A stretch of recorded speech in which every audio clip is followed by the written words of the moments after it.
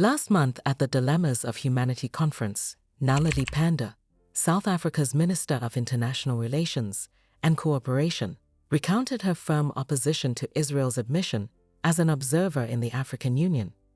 This stance contributed to the incident at the 36th African Union Summit in Addis Ababa earlier this year in February, where an Israeli diplomat was expelled. She said, "The world is a very troubled place, and I don't want us to pretend that it is easy. It's not. We are faced with a very challenged world. I realized this when, in 2021, I was sitting at a summit of the Executive Council of the African Union, and it was whispered to me that the African Union Commission chairperson had issued an invitation to Israel to become an observer at the African Union. Imagine my horror. I decided at that moment that I would raise my arm and propose that this decision be rescinded. I walked around the room seeking supporters of the 54 nations. I got only 3, but I said nevertheless that this was not going to happen. I therefore lifted my arm and said, I wish to table a matter I have learned about.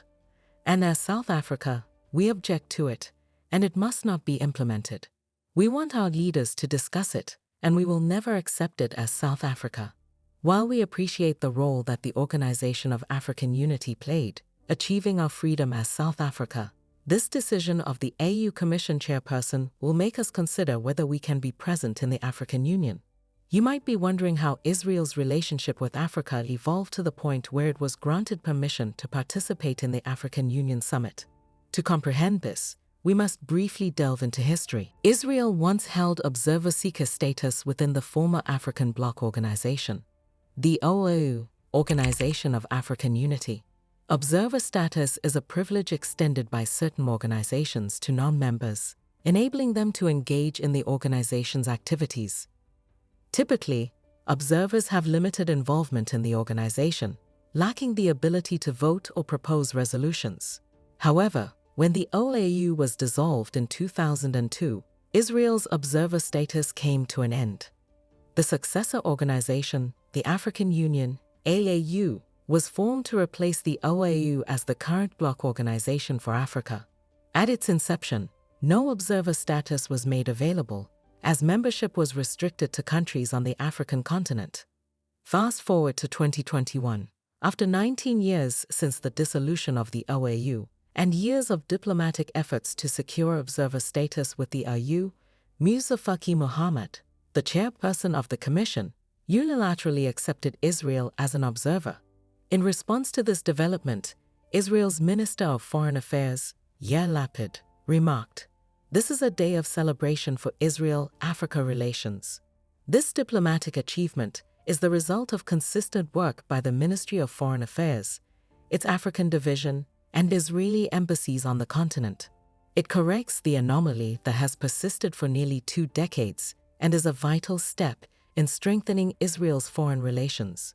It will enhance our engagement with African countries and the member states of the organization." Prior to this, Israel had established relations with 46 countries in Africa, fostering extensive partnerships and collaborative efforts across various domains, including trade and aid.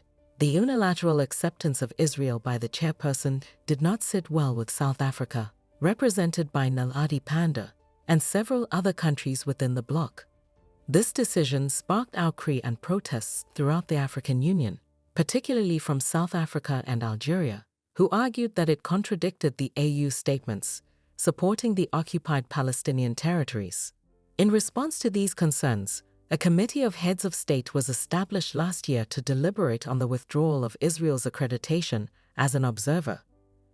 Earlier this year, in February, a senior Israeli diplomat named Sharon Barley was physically removed from the African Union's annual summit in Ethiopia, underscoring the tensions surrounding Israel's status within the organization. Eba Kalondo, the spokesperson for the African Union's chairman, said the diplomat was removed because she was not the duly accredited Israeli ambassador to Ethiopia. Before we continue, if you find this video engaging, please show your support by liking, sharing, and subscribing to our channel. With that said, let's proceed.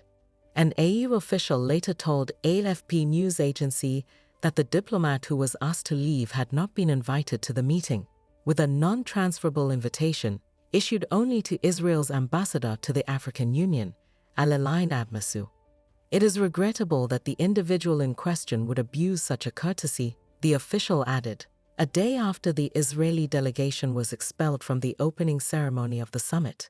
AU Commission head Musa Faki Mohammed said, "Last year we discussed the question of Israel's status as an observer in the African Union. Following these various discussions, the conference decided to set up an ad hoc committee of heads of state on the question, which means that the statute is suspended until this committee can deliberate.